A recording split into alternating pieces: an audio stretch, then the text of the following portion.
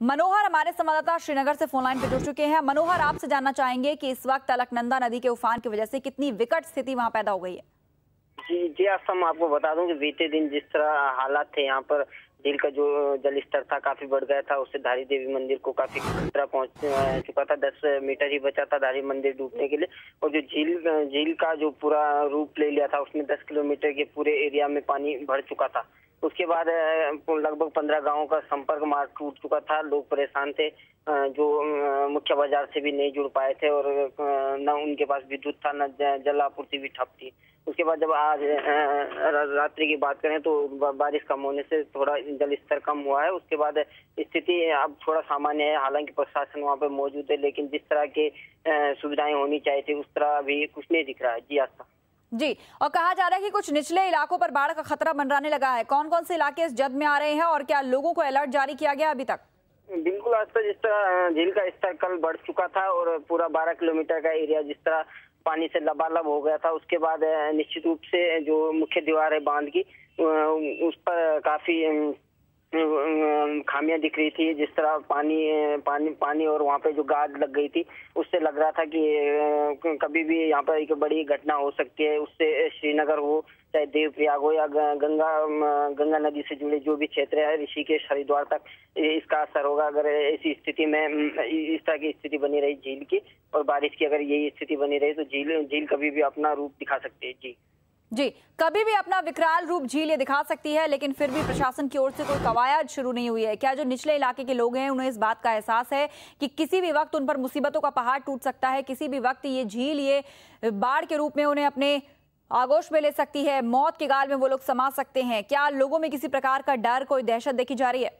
जी, जिस तरह कल जो झील ने रूप ले लिया था, उसके बाद न तो प्रशासन ने इस तरह का कोई ठोस कार्रवाई की कि लोगों को अलर्ट करें या इस पर कोई ठोस कार्रवाई करें, न ही निर्माणकारी कंपनी जो है अलकनंदा हाइड्रो पावर जो कंपनी है जो इसको बना रही है, न ही उसने किसी तरह का अलर्ट जारी किया। दोनों का यही कहना, सामान्य कहना है कि बरसात का सीजन है और इस तरह की स्थिति बनना लाजमी, लेकिन लोगों को किसी भी तरह से इसके लिए अलर्ट नहीं किया गया। जी, धारी देवी मंदिर के लिए कहा जा रहा है कि उसमें 10 मीटर तक पानी घुस गया है। इस वक्त धारी देवी मंदिर में क्या चल रहा है, वहां के क्या हालात हैं? धारी देवी मंदिर की बात करूं, जिस तरह जो कल की स्थिति थी, उससे जो मंदिर समिति एक काफी नाराज थी प्रशासन से, क्योंकि जब बांध की रूपरेखा रखी गई थी तो उसमें साफ कहना था इनका कि धारी देवी जो मंदिर है वो डूब क्षेत्र में नहीं है। तो इसे सिर्फ लिफ्टिंग की बात की जा रही थी कि इसमें थोड़ा जो पानी का जल स्तर है वो आधा तक आ सकता है, लेकिन अभी बांध का कार्य पूरा भी नहीं हुआ और उस स्थिति में धारी देवी मंदिर डूबने की कगार पर आ चुका है। इससे लोग जो धारी देवी के श्रद्धालु है और जो मंदिर समिति है काफी परेशान है और प्रशासन से हो या निर्माणकारी कंपनी से काफी नाराज है कि उन्हें इस तरह का कोई पहले अलर्ट नहीं किया गया, कि किसी भी तरह की उन्हें सूचना नहीं दी गई कि जल स्तर यहाँ तक बढ़ सकता है। और अगर इसी तरह झील बनती रही तो धारी देवी मंदिर वो दिन दूर नहीं होंगे जब धारी देवी मंदिर इस झील में समा जाएगा। जी, एक स्थानीय नागरिक वीरेंद्र हमारे साथ जुड़ गए हैं, वहां के रहने वाले हैं। वीरेंद्र जी, वहां इस वक्त कैसे हालात हैं और आप लोग कैसे डर के जीने को मजबूर हैं?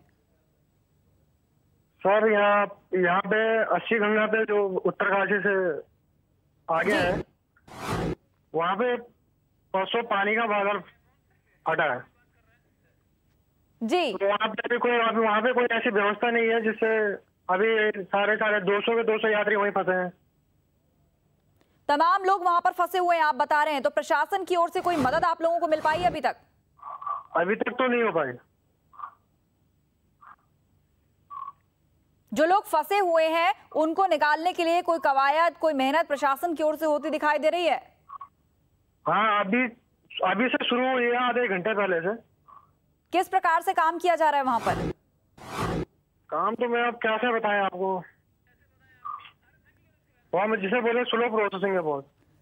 जी, बहुत बहुत शुक्रिया बातचीत के लिए। तो यहाँ पर काफी धीरे धीरे काम हो रहा है, काफी धीमी गति से काम रफ्तार पकड़ रहा है लोगों को निकालने का, जिसके चलते लोग मुश्किल में हैं और अभी तक तेजी नहीं देखी गई है। जिस रफ्तार से मुसीबत आई है उस रफ्तार से बचाव का काम शुरू नहीं हो सका है। मनोहर हमारे साथ जुड़े हैं, हमारे संवाददाता।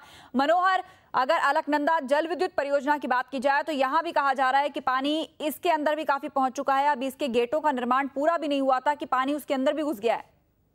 आस्था जिस तरह उत्तराखंड में बारिश का सिलसिला जारी है, रुद्रप्रयाग हो, चमोली हो, जितने भी बद्रीनाथ केदारनाथ इन क्षेत्रों में जिस तरह बारिश लगातार जारी है, उससे अलकनंदा का जो जलस्तर है काफी बढ़ा हुआ है। इससे अगर बात करूं देवप्रयाग, तो देवप्रयाग तक भी जो भागीरथी नदी है उसका जलस्तर कम है और अलकनंदा का जलस्तर काफी ज्यादा है, जिससे देवप्रयाग में भी एक खतरा बना हुआ है। और अगर बांध की बात करें तो बांध पर 1 साल से रोक लगी हुई है, लगातार काम जारी है और काम जो जारी है उसके कारण अभी जो दीवारें हैं वो मुख्य पानी को रोकने की क्षमता के लिए काफी नहीं है, जिससे जिस तरह झील बन रही है उस पे गाद लग रही है, बड़े बड़े जो पेड़ बह के आ रहे हैं वो मुख्य दीवार पर अटक रहे हैं और झील का रूप जिस तरह बढ़ रहा है उससे दीवारें काफी क्षति हो सकती है उनपे, और जिससे अलकनंदा नदी एक बड़ा विकराल रूप ले लेगी और झील भी बनाएगी।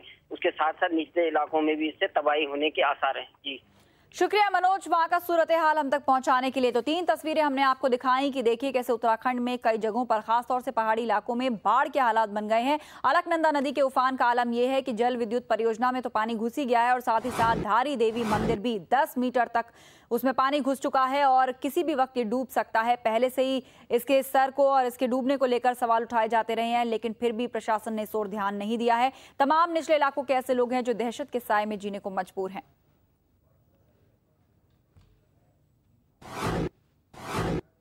तो इसी के साथ यहाँ रुक रहे एक छोटे से ब्रेक के लिए, कहीं मत जाएगा, हक की आवाज जारी है।